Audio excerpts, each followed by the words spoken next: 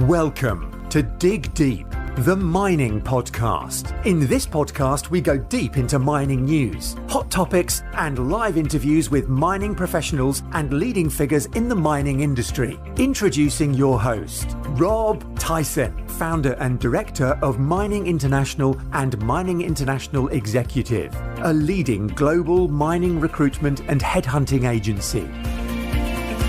Mining community, welcome back to another episode of the Dig Deep, the mining podcast. And today's guest is Rohitesh Dhawan, who's the president and CEO of International Council of Mining and Metals, for a leadership organisation whose vision is working for a safe, just and sustainable world that is enabled by responsible produced mining and metals. Ro is passionate about the transformation power of mining, particularly in emerging markets where he spent 2/3 of his life. He has a Bachelor of Commerce in Economics and a Master's in Environmental Change and Management, and worked for the likes of KPMG and Eurasia Group before joining ICMM. Rose spoke at the recent London Indaba, so I approached him to talk more about the subject that he was talking about there. And what actually ICMM does and how mining companies can improve on a number of subjects and topics which we're going to speak about. So that's welcome Rohit to the podcast. How you doing? Hey Rob, I'm well. Please call me Ro. We're friends, man. Ro. Okay, Ro. That makes it a lot easier. So as I mentioned, I saw you at the London Indaba, where you were speaking there via satellite, and yeah, so I just here's the reason why I wanted to approach you, because I thought some of the topics that you discussed was really important, and I think the mining community, obviously where this podcast goes out to, needs to know some more of this information. So I just wonder if you can just tell us a little bit about your career, about your background, before we go into more detailed topics. Hey, thanks, Rob. Thanks for having me. Big fan of the podcast. Think you're doing a great job, and thanks for surfacing some of these important topics. So look, Rob, at my heart, I'm a person who believes that mining can be an enormous force for good in the world. I say that from the point of view of having grown up in India in a relatively poor family. I say relatively poor because we were lucky to have a roof over our heads at all times, which is better than many people have it. But, you know, there were many, many weeks in our childhood where we didn't know where our next meal was going to come from. There was no money for school fees. There was no money for more than just the very basics, and sometimes not even that. And I say that because when we see countries in which mining happens, I see people that are in the same situation as my family was, and much, much worse. And when I sit back and think, what is a possible way out of relative and absolute poverty for people, particularly in developing countries, I can't think of a more compelling answer than responsible mining. You know, mining happens in parts of the world that few other sectors will ever touch, and creates economic opportunity at a scale and at a pace that few other sectors can ever achieve. And so my whole career has been about trying to find avenues to make big business be the force for good that I know it can be. But in doing that, Rob, I've also come to learn and understand that when we don't operate safely and responsibly, particularly us as miners, given the nature of our business, not only do we fail to achieve the good that we are capable of, but we actually can cause some very significant harm. And maybe that's an uncomfortable thing to say, because we know that generally the world is suspicious of mining and may have a kind of unfavorable reputation of the industry. So I've heard people say to me, well, Ro, you really ought not to be talking about some of these negative aspects, because when we have others telling us all these bad things about us, why would we say bad things about ourselves? But Rob, it takes me back to the one really important thing I've learned through this job at ICMM in particular, which is that if we want to have a different relationship with society, we need to face up to and sit with the uncomfortable reality and perception that people may have of us. Whether that's founded or not founded is almost immaterial. We will get to that at some point. But, you know, if Rob, you and I met and you didn't like me, and all I did was tell you all the reasons why you should like me, you would probably leave that meeting feeling worse about me. Whereas if I took the time to understand why you don't like me and talk to you about that, maybe there's a chance that I could change your mind. So At the moment, Rob, we're on a mission as an organization, and I'm on a personal mission to try and change the relationship between society and the mining industry, because we know that the future of the entire world, frankly, depends on our ability to grow mining at pace in order to power the energy transition. But Rob, I can't see that happening if we don't fundamentally fix what I see as a trust deficit between society and our industry. Yeah, very true. So why don't you just tell us a little bit about the ICMM? What is it? Why does it exist? Who's in it, etc.? Let me answer that by telling you what it is not. Okay. And it is not a trade body. It is not a lobby group. It is not an organization that goes out and lobbies for the commercial interests of its members, which is what you might think a group like ICMM is. In fact, it is a group that of companies, 25 in total, that have self-identified as wanting to be leaders in responsible mining practices. And our role is to use the power of positive peer pressure and positive cooperation to raise the standards for responsible mining. Rob, there is genuinely, I have not come across the equivalent of ICMM in any other sector. It doesn't happen that the chief executives of the 25 largest companies in any sector come together regularly, and in our case, that's 3 times a year physically and many times virtually, to push each other to raise the standards by which we operate, so that the end result is that people see a better, more responsible industry, and thus are prepared to perhaps consider giving it more trust than we currently have. And so, like I said, we don't lobby on behalf of the companies that belong to ICMM. We do not represent their commercial interests. We only, and I say only in inverted commas because it's a big agenda on its own, we only deal with issues of responsibility and sustainability, or what some people may call ESG. So in short, you could think of ICMM as the commitment of the world's largest mining and metals companies to sustainable development, and the fact that we are voluntarily going to continue to raise the standards by which we operate, and of course encourage others that are not members of ICMM to do the same. So the 25 that belong to ICMM include the world's largest companies, and these are all names that everybody will be familiar with: Anglo American, Rio Tinto, BHP, Vale, Glencore as the top 5, and then a host of others. They are represented by their chief executives in the council, so it is truly a leadership organization represented by the CEOs. And it has a set of mining principles. These are 10 principles, and they break down into a level of site-based performance expectations that are a condition of membership, and they cover the whole host of ESG issues. So the real power of the organization, Rob, comes from the fact that we are not just talking the talk, but we are walking the walk as well. So if we make a commitment on an issue like greenhouse gas emissions or diversity and inclusion or human rights, it is a condition of membership that companies in ICMM apply that commitment. It isn't enough just to say, yes, we think these things are important, but somebody else should do them. We're saying we think these things are important. We're going to take principled action against them, and we encourage everybody else to do the same. And Rob, the magic of this group is that we account between the 25 companies for about 1/3 of the global mining industry. We have between us 650 sites in over 50 countries. Now, if anybody is familiar with Paul Polman, the former chief executive of Unilever, Paul has this great saying, which I think is very true, that in any industry, when 1/4 of companies decides to move in a particular direction, that quickly becomes the industry norm. And so our task is to get at least 1/4. That's the critical mass that needs to move before that becomes the norm. Well, in our case, we have more than 1/4. We have 1/3 of the industry in the group.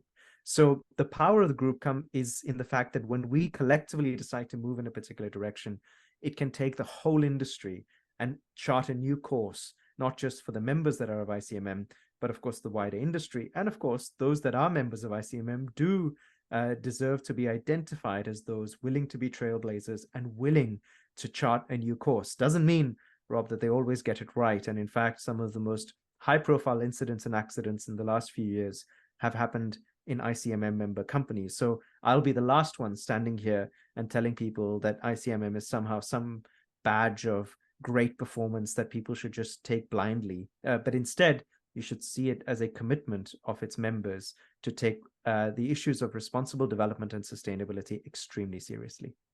Is it a kind of like mastermind group where you obviously have got these influential and people at the top of their game coming together, looking at all the challenges around obviously ESG and looking into the future as to how they can become better organizations and the industry become better?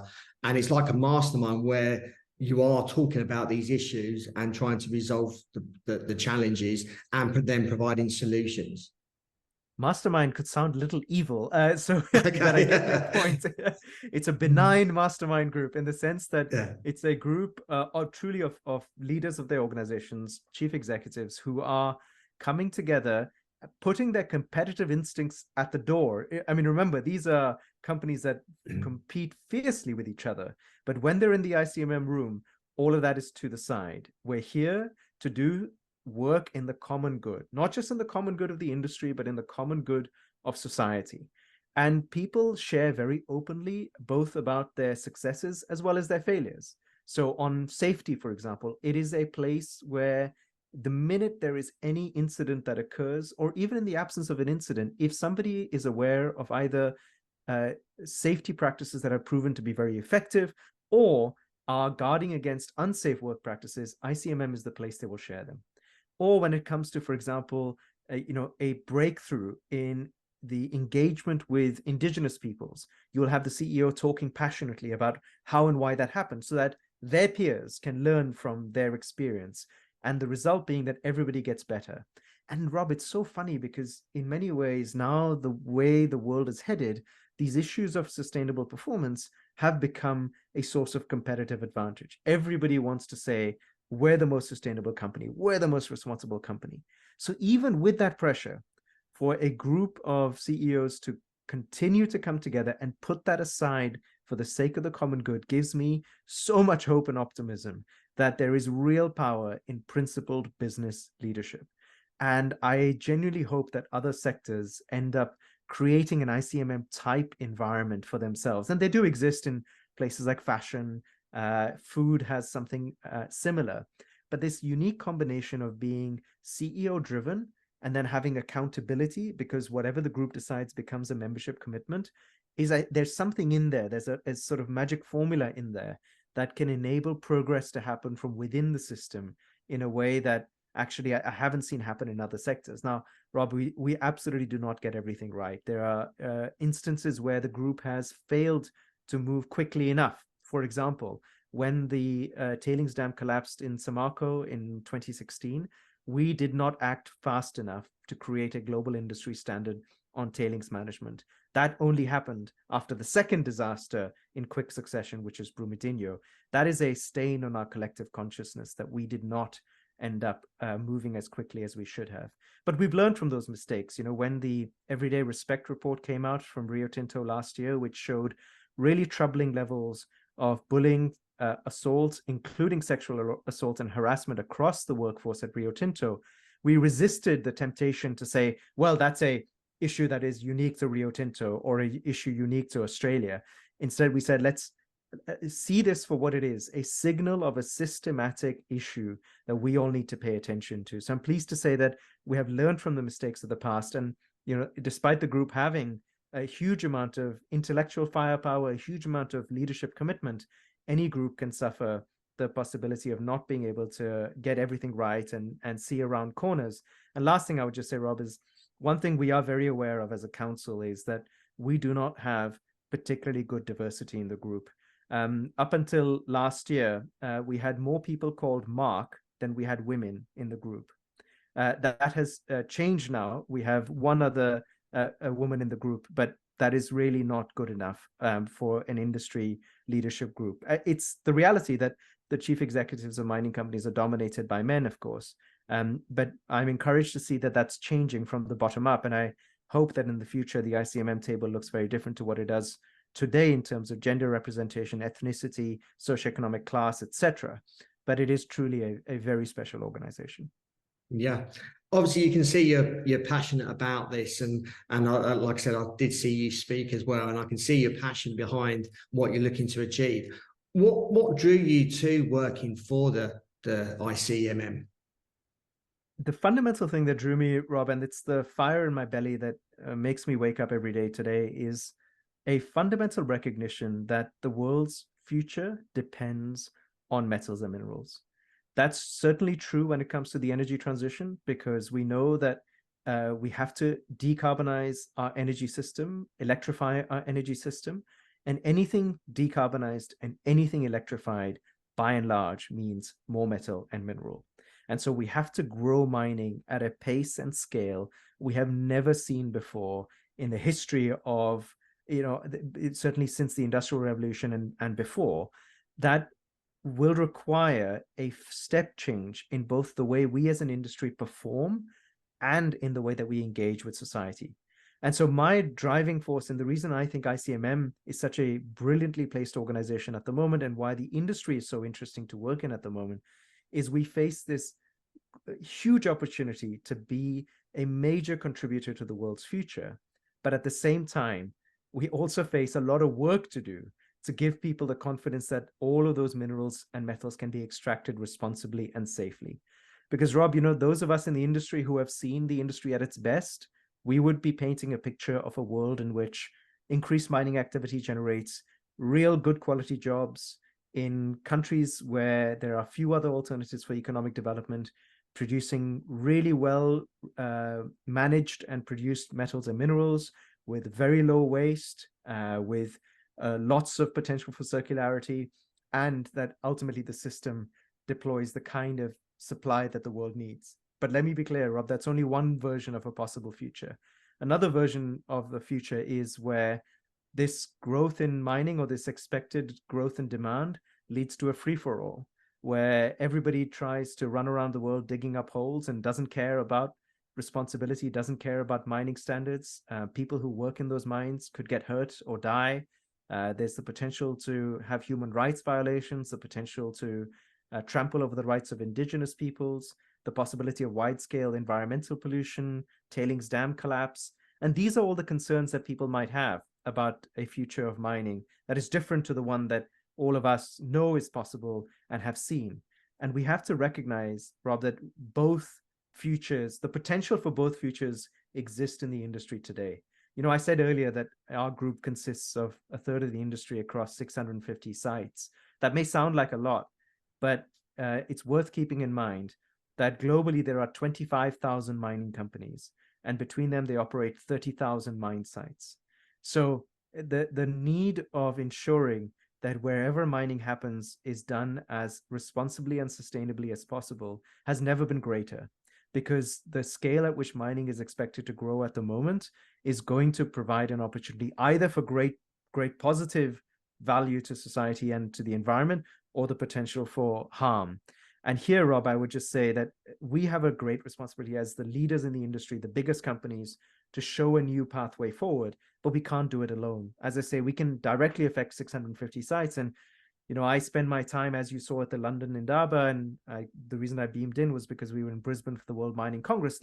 I spend a lot of my time on the road just spreading the word about these standards of responsible mining, encouraging everybody to take them up, but I can't force anybody to take them up. This is where I need investors and governments and downstream customers to insist that they will not deal with or permit or support mining companies that don't also subscribe to the principles of responsible and sustainable mining, that don't have to be ours, although ours are completely free and available for people to use. But there are many, many good standards out there that people can use, and it comes down to a commitment to use them. And, Rob, just in case anybody's wondering why this is even a worthwhile thing to do for us as a group of 25, why don't we just mind our own business and just stick to ourselves? The reality is, when something goes wrong in mining in any part of the world, it affects us all. Just take last year's collapse of the or breach of the Jagersfontein tailings dam in South Africa. It brought back memories and concerns for people for the dam collapse in Brumadinho and before that Samarco. And people rightly asked the question to say, well, if that tailings dam could collapse, yes, I know that's not an ICMM member. How can I be sure that the tailings dams that we do operate are being done as safely as possible? So, we really are in this together. I've heard you obviously speak about trust in the industry before. Can you talk a little bit about what you feel trust is and why it's an important issue for mining, and what the current state of trust is within our industry? Rob, we're getting to the real meaty stuff. This is really important and very personal to me. This idea of trust in companies or industries can actually be so hard to get your head around when we all know what trust is in our personal relationships. I mean, Rob, if I was to ask you, do you trust me? I would be asking you basically the question, are you sure and can you predict my future behavior? That's what trust is. Trust is our ability to predict the behavior of somebody else into the future. And so when we say that there is low trust in a company or low trust in an industry, what we're really saying is people cannot accurately predict our future behavior. And so when we think about the mining industry, when people hear that we're going to have to grow mining at 10-fold or 20-fold or 50-fold for certain commodities, the lack of trust plays out in the fact that people cannot predict how we're going to mine and how we're going to behave when we grow mining at that rate. And what the world we want to be in, the outcome that I'm seeking, is a world in which everybody can predict that when mining grows at the rate it needs to grow, that we are going to do that responsibly and sustainably. Rob, we just have to swallow hard and accept the fact that that is not true today. I know some people will say to me, oh, but in my very specific site in this country, the local community and stakeholders really trust mining and they trust me to do the right thing. If that's true, wonderful. You are in a minority, because by and large across the world, levels of trust in our industry are low. Now, that's not just my impressionistic view. It's supported by my conversations that I have around the world. It's actually backed up by data. So the data that shows this is put together by a company called GlobeScan, of many others. There are many other organizations that do this, but just take GlobeScan as an example, a very well-respected global polling organization. For the last 20 years, every year they have asked people in 33 countries around the world, including most of the major economies, to rank different sectors with the question, to what extent do you believe these sectors fulfill their responsibilities to society? Now, in 2021, Rob, when there was all this talk of critical minerals, when everybody was starting to realize how important mining was last in that list. We were below oil and gas.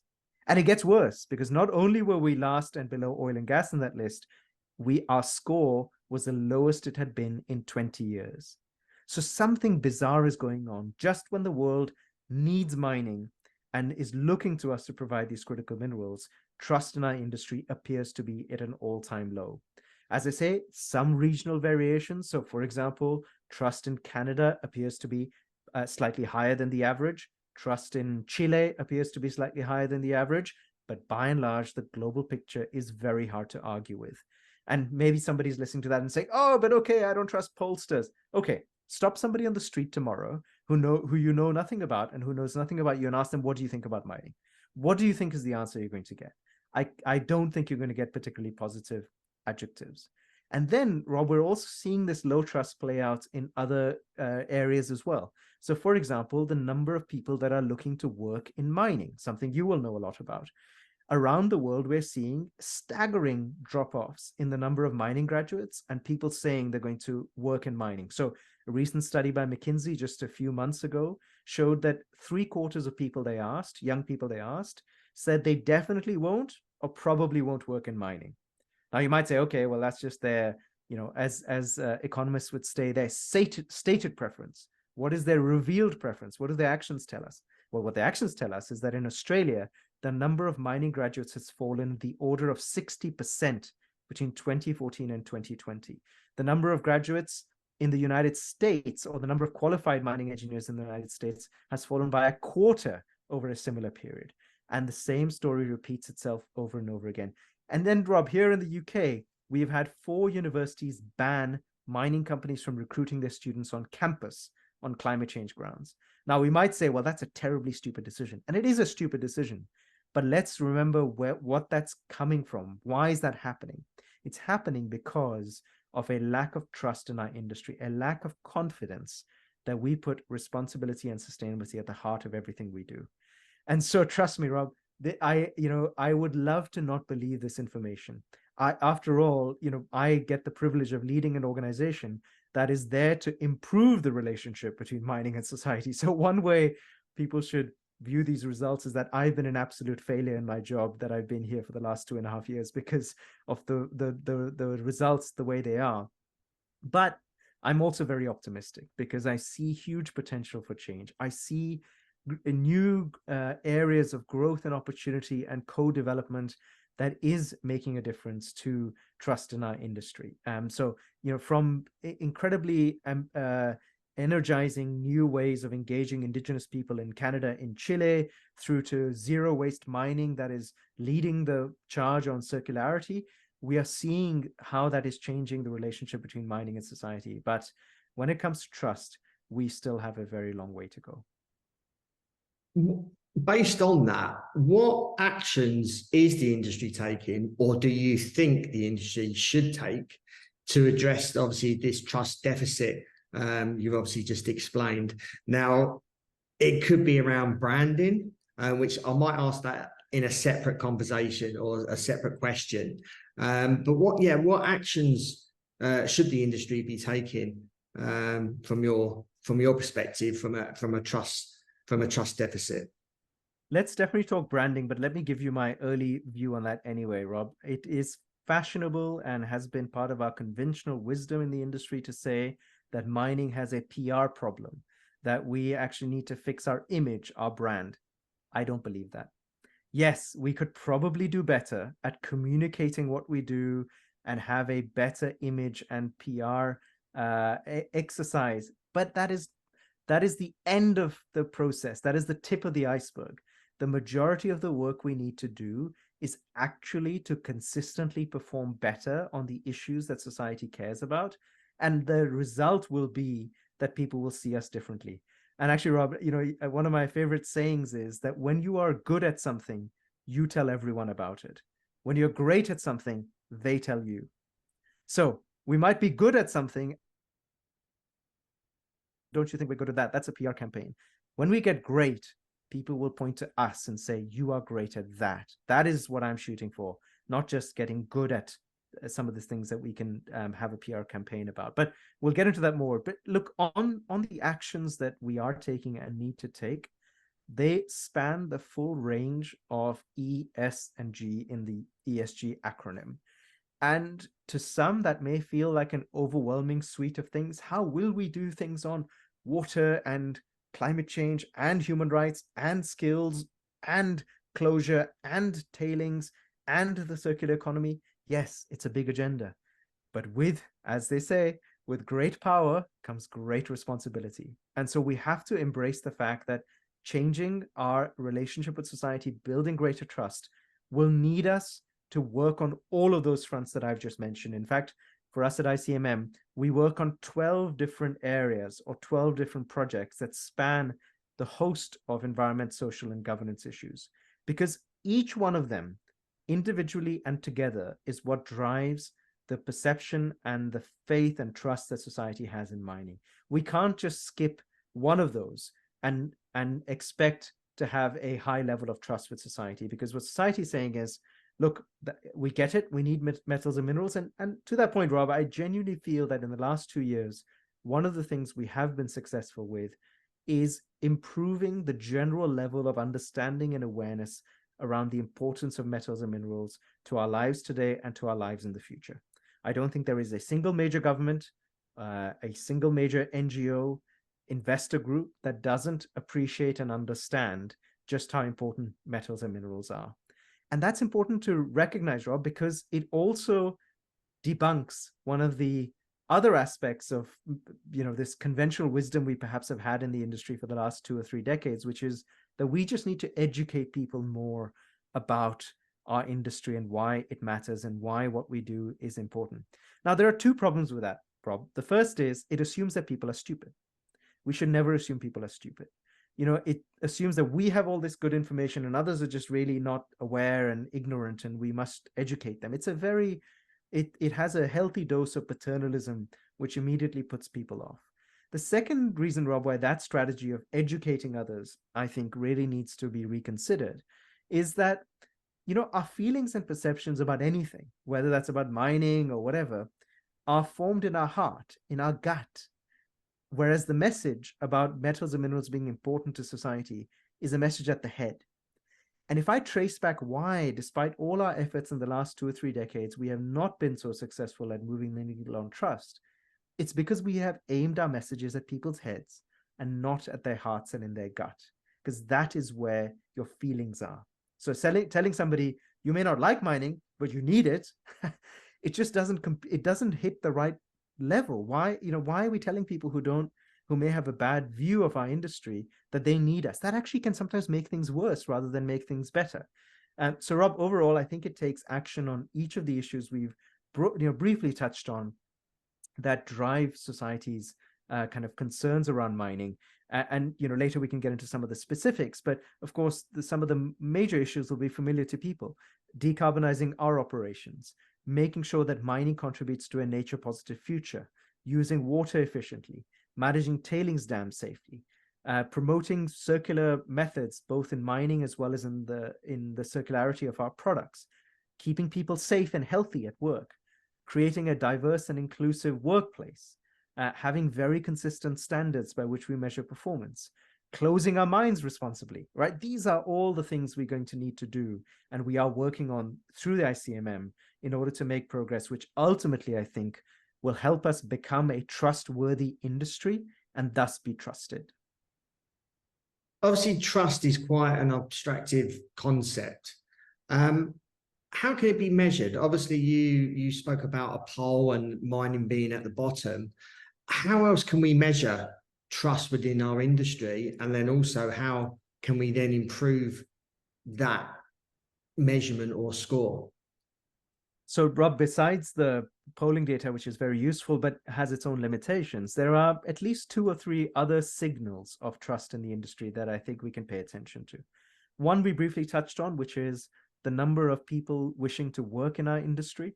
And there, the past trend has been worrying, but again, there are some early signs about a change. Rio Tinto, for example, is looking to have its highest level of graduate recruitment this year than they've ever had. That's a very healthy sign, and I know that's being repeated in other companies too.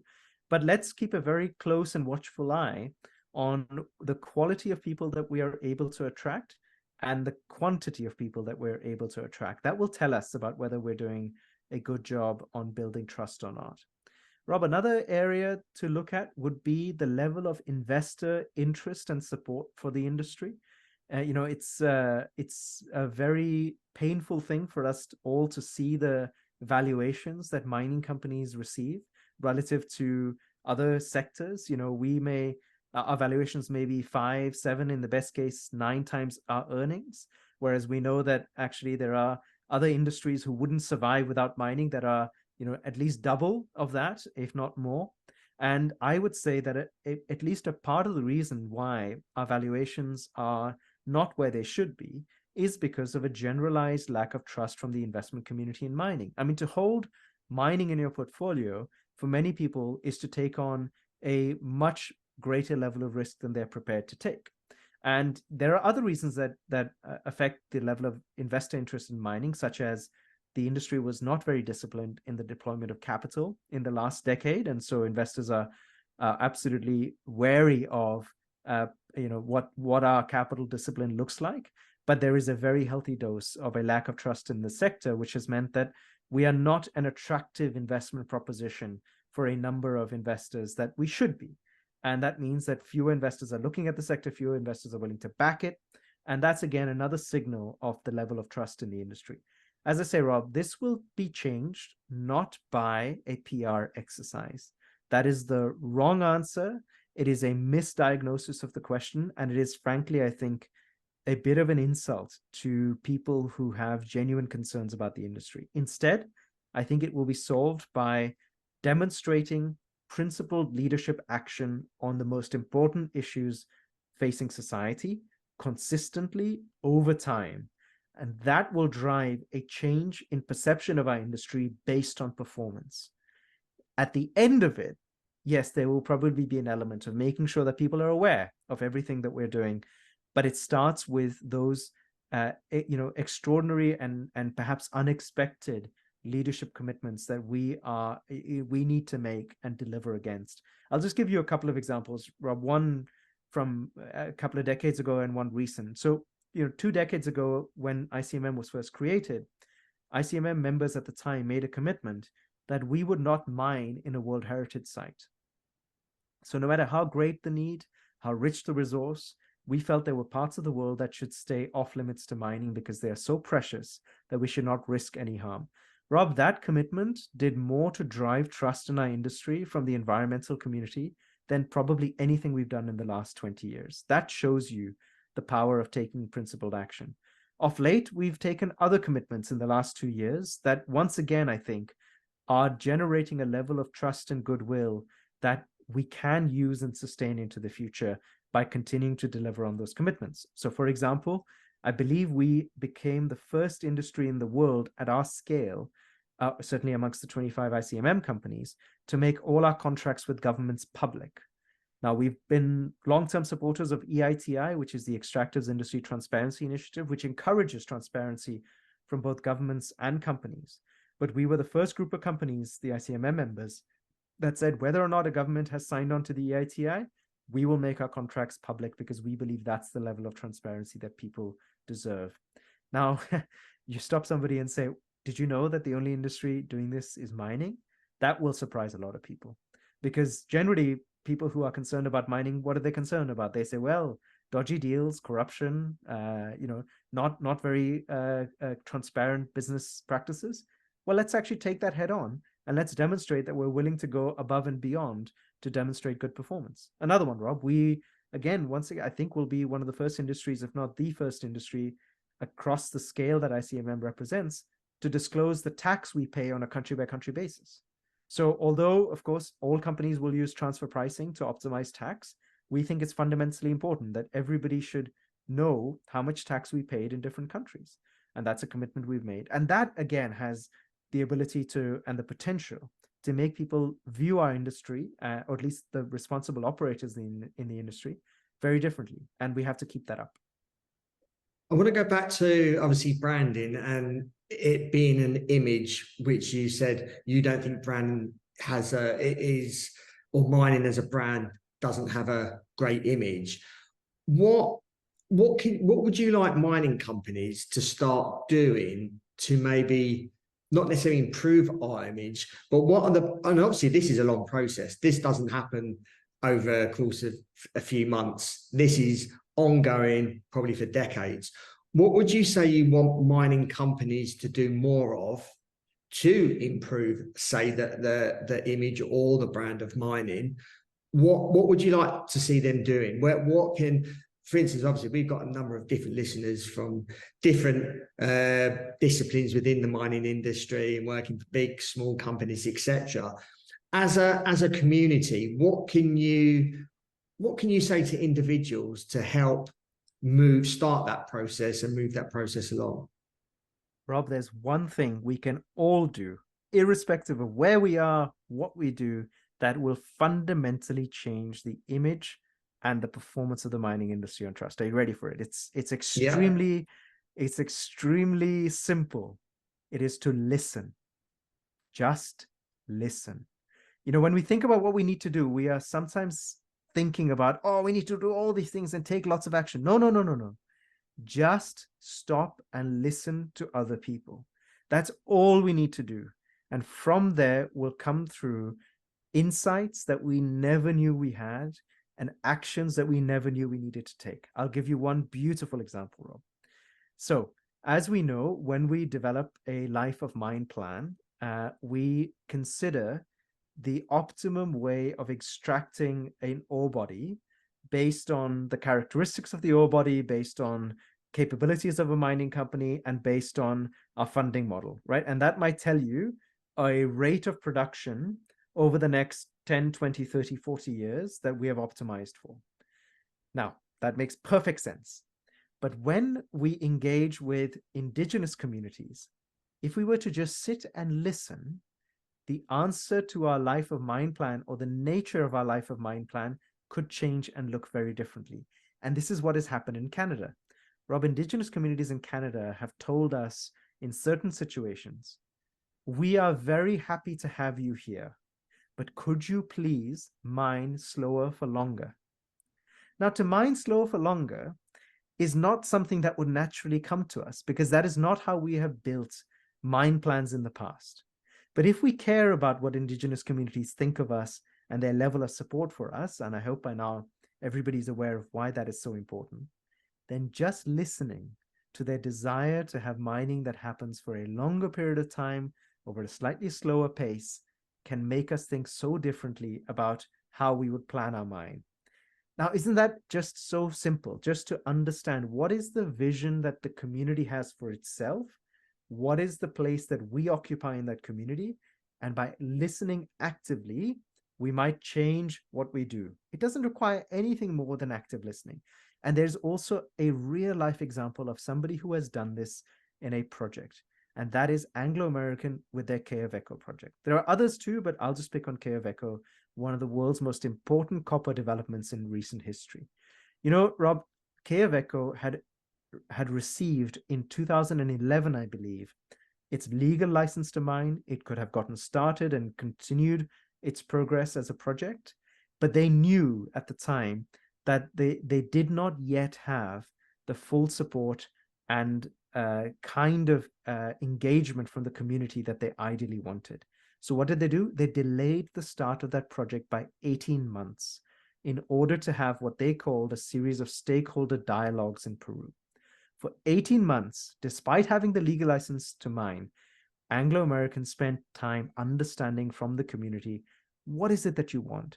How can we mine differently in order to meet your needs? What can we do differently? And they changed in those 18 months the design of the mine. And the result today, Rob, is that Quellaveco, which is in a very complex mining jurisdiction that everybody knows about, enjoys a level of support from the community and a level of connection they could never have hoped to have if they didn't take time to listen and to use those insights to inform what they do. Now, we can all listen. It just takes the ability to recognize that we do not have all the answers. We are not there to tell communities what their lives should be. If we just stopped and listened, some of these insights will come to us. That sounds good. And I'm gonna just have a slight deviate from that, because some people may think that that's great, but then there's going to be some people saying that, especially with companies wanting to increase production, some companies, and obviously we're way behind the 8 ball on many commodities to obviously get them out the ground. There'll be companies that are obviously listed and they want obviously to show that they're developing their companies, increasing production year upon year. It's all about getting more tons out the ground and increasing those production targets. Now, obviously, there needs to be some sort of balance there with what you've just said. So, where is that balance? Where, or is there conversations that need to be had where it does suit both parties? Look, of course, there's a balance, and there is no question in my mind that the rate at which new mines are being developed right now is far too slow. The process is far too cumbersome, and we must find ways to speed up permitting of new mines. Not at the expense of standards, but it doesn't have to be at the expense of good standards. You can do a lot of what we're doing right now in a far more efficient and effective fashion.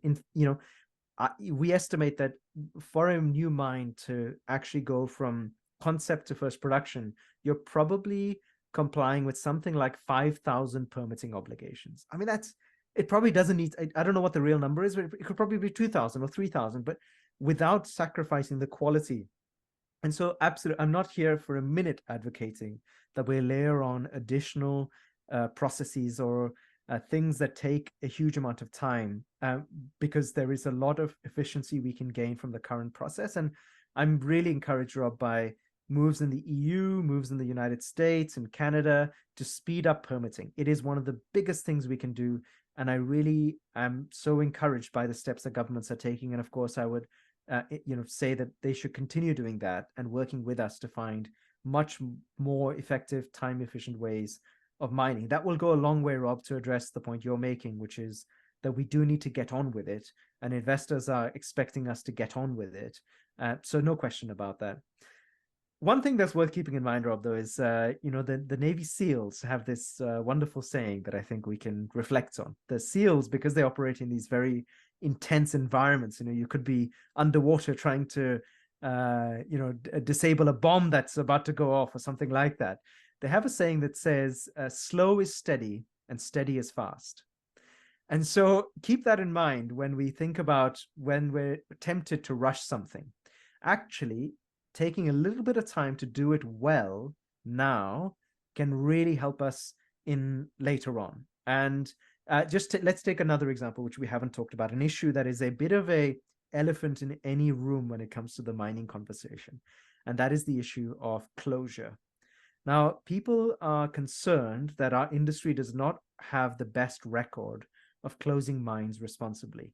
Let's just take a country like Australia, Rob. There are 50,000 abandoned or orphan mines just in Australia alone. Now, that tells you that our industry has a bad record on closing mines responsibly, right? So we're in the rush to get a new project developed. We may not pay very much attention to closure. We might say, well, that's a problem for 10, 20, 30, 40 years down the line. I don't need to worry about that right now. Well, the reality is, Rob, if you don't design your mine with closure in mind right from the very beginning, the possibility that you can close that mine responsibly is significantly reduced than if you just took the opportunity to build responsible closure in from the very beginning. And it's a classic tragedy of the commons problem, right? If one person doesn't do it, one project developer doesn't do it, nobody's going to notice or know very well because investors aren't asking the right question. I think that's going to change. Investors and governments are going to start to ask much better questions around closure. But if we all don't do it, then, of course, the whole reputation of the industry suffers because you can see a scale of irresponsible closure that none of us would be proud of. And the end result is that building a new mine today becomes harder and harder to do because that reputation persists. So it comes back, Rob, to where we started this conversation about the importance of leadership. And that's why everybody needs to stand up and be willing to be counted and say, I am willing to take these principled actions so that in the future and through this performance, people's understanding and perception of mining will change.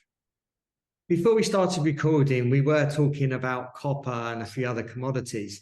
I just wondered if you had any sort of figures around sort of forecasting and future demand for some of these critical minerals, metals, etc., just so we can, I suppose, have more of a perspective of where we are now and where we need to get to. Sure, Rob. Let's take copper. Everybody can relate to it. So we currently produce around 21, 22 million tons of copper a year. We consume 25, 26 million tons. And that gap of around 5 million tons is filled by recycling. Now, the reason we can do that is because copper is infinitely recyclable and doesn't lose any of its key properties, and it's intrinsically valuable. And so people will extract and recycle it. To the extent where 2/3 of all the copper we've produced since 1900 is still in circulation today.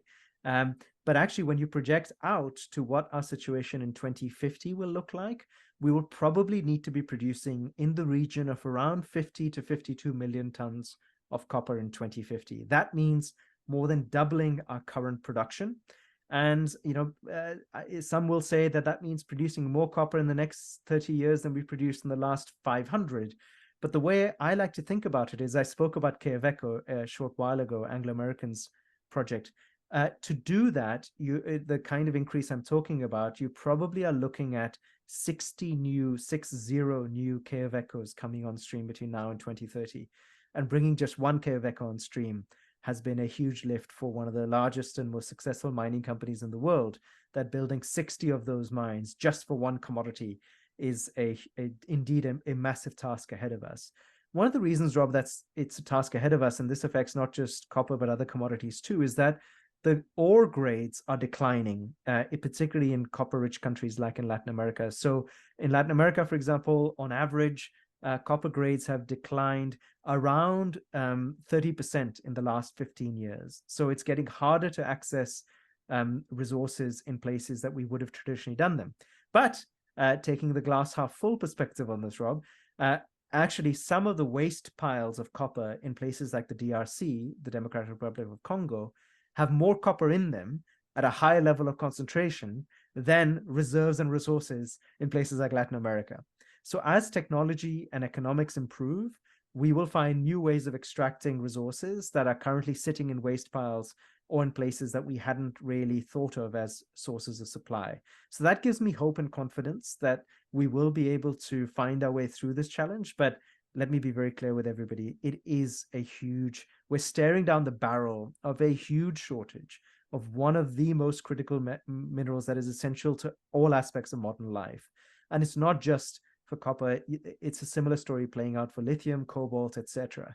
But just so nobody listening to this leaves with a particularly pessimistic outlook, I would also just point to the potential for human ingenuity to find our way out of these challenges. So for instance, copper is now being substituted in certain specific circumstances by aluminium, which has many of the properties that copper does, not all of them, but can be used in certain applications. So, we will see more of that type of substitution also coming to try and alleviate the shortage. But it is a big issue. Yeah. I want to just speak about ESG. When I heard you speak a few months ago, you did paraphrase that ESG was eat, sleep, and go to work, which may obviously sound good, but it's not obviously relevant in our terms. So what would you be looking for the industry to do more so around ESG? Obviously, you're, apart from the members of your group, maybe some also members outside of the group also. What are you looking for more companies to sort of push forward for from an ESG perspective? So, Rob, the reason I said in many parts of the world ESG should be seen as eat, sleep, and go to work is because I was telling you my personal story of growing up with not very much food or the ability to have meaningful work. That's the reality. ESG is something that we in London and New York and other places talk about as a abstract concept, and it can all get very theoretical. But when you think about what responsible business is all about, it's about making sure that people, at the very least, have good food to eat, a place to sleep, and somewhere to go for work. I mean, it's not more complicated than that. And bringing it back to its human essence, I think it's so important, lest we get lost in this alphabet soup and this kind of almost slightly weird theoretical world we can sometimes get ourselves in on ESG. So I just like that to ground us at all times. But when it comes to the suite of ESG issues, and you asked, where do we as an industry need to focus more than perhaps where we are at the moment? Look, there are a lot of areas where I think we're making really great progress, like on decarbonization. Our scope 1 and 2 emissions are falling at a very healthy rate. And we need to stay the course to make sure that we decarbonize in line with the goals of the Paris Agreement. Our water practices, particularly in Latin America, I think are extremely encouraging and are getting to a position where actually we are going to be in a very water efficient state of operation in many cases. We are making progress on our ability to improve the lives of local communities where we operate. There are great examples of thriving communities, not all over, but some. But Rob, just 2 or 3 things to flag as areas we all need to pay more attention to. One is the issue of human rights. Now, on human rights, of course, we would all say zero tolerance for human rights abuses in responsible miners. That should be pretty uncontroversial. But actually, what society is saying and what we need to pay attention to is how do we engage with what are called human rights defenders? People and organizations that are standing up for those whose rights may have been violated. And our industry has not always had a clear position on how we engage with human rights defenders. So that's something I'd like us to be paying particular attention to. Secondly, I really hope we can all continue to channel a lot of energy, investment, and resource into finding ways to mine in a way that significantly reduces tailings production. So while we continue to manage tailings dams safely, it's really important that in the future, we're not mining in the same way we've always mined before, creating a huge amount of waste and material that needs to be managed very carefully. Instead, let's find new ways of mining that don't generate significant numbers of tailings. I feel that we have quite a ways to go on that issue. And finally, Rob, I would just say that on the issue of nature, or what people might have traditionally called biodiversity, we have done a huge amount, and our industry has been engaging on nature issues literally from our very beginnings, because to mine means to alter nature. So we know a lot about plant and animal species and how we can mine in a way that is least damaging. But now the world has agreed a global biodiversity framework to protect 30% of the world's lands and oceans by 2030.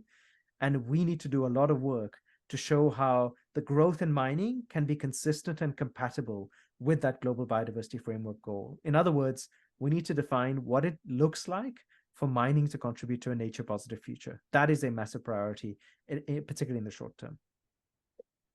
Got a couple more questions. If you had a sort of crystal ball, if we look forward to 10 in 10 years' time, what success in building trust do you think the mining industry will look like? I actually have a very simple, or maybe some would say simplistic way of looking at that question, Rob. I think, how will we know when we have built greater trust or when we're there? I think it all comes down to the simple expression, which is we will get the benefit of the doubt. That's all I think we can aim for, is that we get the benefit of doubt from society, that we are operating in the best interests of society, we are operating safely and responsibly, and if something goes wrong, it wasn't because of malpractice, but as a result of an accident. Now, again, to make that real, we do have an example of an industry that does enjoy benefit of the doubt, and we can learn from them, and that's aviation, airplanes. We all get on airplanes all the time. I, for one, this job, I have to travel a lot. I'm not worried about an airplane crashing whenever I get on one. I sleep very peacefully knowing that this airplane is safe. Now, when you consider the record of aviation, there have been hundreds of deaths almost every year in the last few years of aviation. So on one hand, you might think, hang on, how can I be so sure that this plane isn't going to fall out the sky when actually planes do fall out the sky? The reason I have that confidence, Rob, is that when an accident happens with an airplane, there is a full and thorough investigation. They make those results public. Anybody who is at fault is held accountable. National Geographic even does a series, which I quite like watching, called Air Crash Investigations, where you can see what happened, what went wrong, and how did they fix it. That gets the airline industry to a position where I am prepared and you are prepared to give them the benefit of the doubt that actually they've probably taken good care of this aircraft. Wouldn't it be nice if that's the position we were at with mining, which is that people gave mining the benefit of the doubt that we will operate safely and responsibly? And God forbid, but if something went wrong, that the assumption is that we would thoroughly understand what happened, fix those mistakes, and be very open about what we've done to be better. That's my dream, and I hope it won't take 10 years' time, but I suspect that's at least how long it'll take. Yeah. And concluding, obviously, we've got a wide range of people listening to these podcasts from around the world, people within mining in different disciplines, and hopefully people from outside of our mining industry as well. So I just wonder if you had any sort of final closing comments that you would like to tell our audience, maybe any hints or any encouragement that you can give to our audience around mining and around the work that you do. Rob, I would just say this one thing, man. Some days I wake up in the morning feeling not optimistic. I feel, oh gosh, this challenge feels so big. How are we ever going to solve it? And we all have those days. And on those days, I remember one thing. I remember a saying that the future is already here. It's just not evenly distributed. In other words, the future we want already exists in certain pockets and in certain areas. Our task collectively is to make those great aspects of our future the norm everywhere. So if people are involved in anything, whether that's mining or non-mining related, and you see an example of brilliant practice in one area, that is the future that is already here. It's simply not evenly distributed. And any day when you're feeling a little down or I'm feeling a little down, I think about that. I think about these instances of individual leadership that people have demonstrated that have shown a different way of operating and a different way of being. And I feel inspired by that and think, okay, so what am I going to do to build that better future today? What am I going to do that if I've got a peek into what the future looks like, that I'm helping make that the norm across every, my own sphere of influence? And that's something that can make this big problem feel something that you can grasp, that you can do something with, because each of us in most moments has the potential to help create that future that we want. Right. Thank you very much for your time. That was some great content there. And hopefully the people that are listening to this can take a lot away from that and just thinking what they're doing in their everyday role within our industry. Just take some time out to think about some of the things that you've just told us, and especially working with obviously some of the top leaders within our industry. And really wish you well in your within the group and making mining obviously better than what it is from day to day. So maybe it'd be great if you can come onto the podcast next year and give us some updates on what you're looking to do. Well, you're clearly a sucker for punishment, Rob, if that's what you want, but I'd be happy to listen. I really like what you're doing. Thank you. And thanks very much, everybody, for listening. Yeah, no worries. And if our audience obviously wants to follow your work, follow what the ICMM are doing, how can they go about doing that? What social media platform channels are you on? LinkedIn and Twitter is best. And then the ICMM.com website's got some really good information too. But follow ICMM and follow me on LinkedIn and Twitter. Yeah, great. Well, wish you the best for the remainder of the year. You're doing really good work. I know it probably seems a big challenge, and it is. Everything in our industry seems a big challenge, but we've got to this stage. We can only obviously just keep improving. And as long as I suppose we keep improving day upon day, that's what we can do. But we need all of us to do that, not just yourself and a handful of people. So wish you well for the remainder of the year. And audience, hope you enjoyed that. There's certainly a lot to take away from this. So please share this episode with people in our industry, no matter what position you are in within our industry, no matter where you are in the world, because it applies to all of us. And also, if you can pass this information or this podcast on to others outside of our industry, because it's important for people outside of our industry, outside of mining, to understand what we actually do. And as Ro mentioned, we haven't got trust in our industry, but just slowly by sharing this content, sharing this information, hopefully we can slowly increase that trust.